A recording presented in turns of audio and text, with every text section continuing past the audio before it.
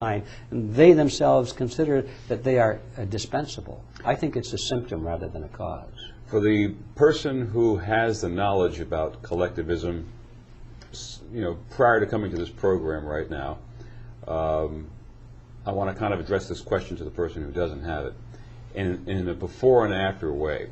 We have a collectivism society here. Europe has one, and the other countries around the world seem to fall into that category as well.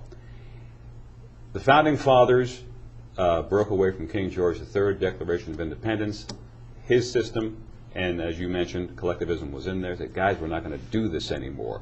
So for a brief period of time in the United States, we were operating or trying to operate in a non-collectivism manner, were we not?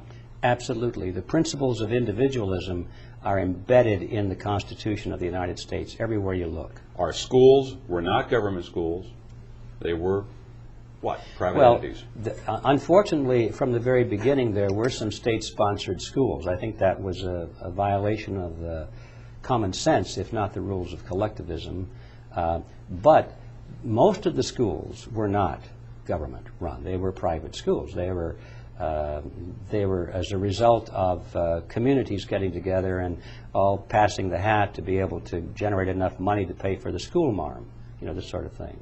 But very quickly it shifted over to being a tax-supported institution, always on the argument that it's for the greater good of the greater number. I mean, wouldn't it be for the greater good of mankind or for the greater good of the country if everyone were educated?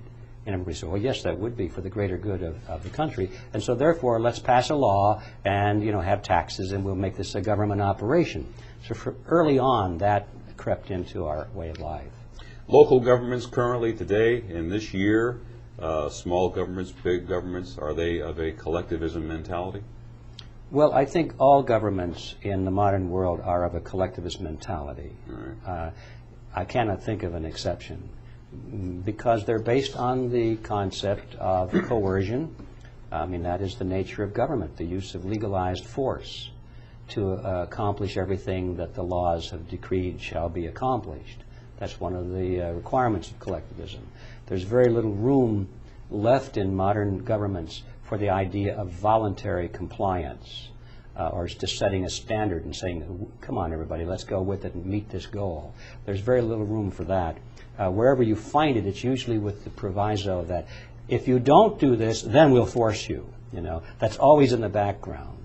They say, you can do this voluntarily, but if you don't, then we'll force you. Well, that's not a voluntary offer at all.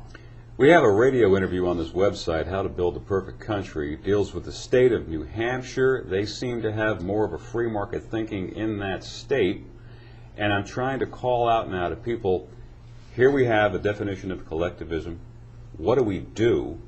How about studying some of the things going on in New Hampshire right now and taking that down to the grassroots level of their communities? How would you inspire someone to take kind of a grassroots effort to start identifying collectivism and challenging it?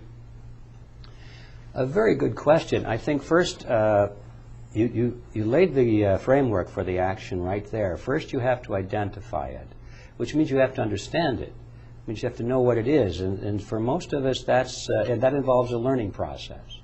And so I would recommend the first stage in this process is to become better informed as to what collectivism is, what its roots are, where the idea came from, and how it evolved throughout history. And we have some excellent material on that for those that want to pursue that at our Reality Zone site. So that would be our realityzone.com. You can find all kinds of books and recordings and videotapes on that topic.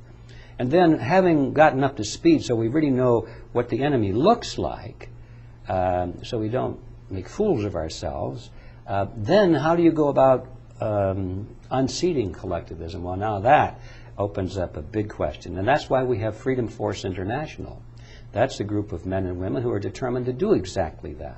Not just know about collectivism, not just worry about it, not just to complain about it, but to actually get mobilized and organized so they can recapture control of the power centers of society away from collectivism and turn these structures back around in the direction of freedom. So anybody that's interested in actually doing something with this knowledge, I really urge them to come and take a serious look at Freedom Force International. Also, for your knowledge base, realityzone.com, www.realityzone.com. And we welcome your feedback. Once again, we have a program dealing with the state of New Hampshire, how to build the perfect country. I would welcome you. There's a feedback category on this website right now. Click onto it. Let us know what your thoughts are about this program. And do you have anything going on in your community where you've challenged collectivism? We'd like to hear from you. Ed Griffin would definitely like to hear from you. Want to review these things, share the information. Let's get it out. As Mr. Griffin pointed out, power is a good thing when it's channeled in the right way. And if you're in a situation where you feel there's nothing you can do, yes, there is. Right here at this website, you can start right now. Check out the feedback. Ed Griffin, it's been a pleasure having you on. Thank you very much. Thank you, John. This has been a Free Market News ETV special presentation. Visit us online at freemarketnews.com.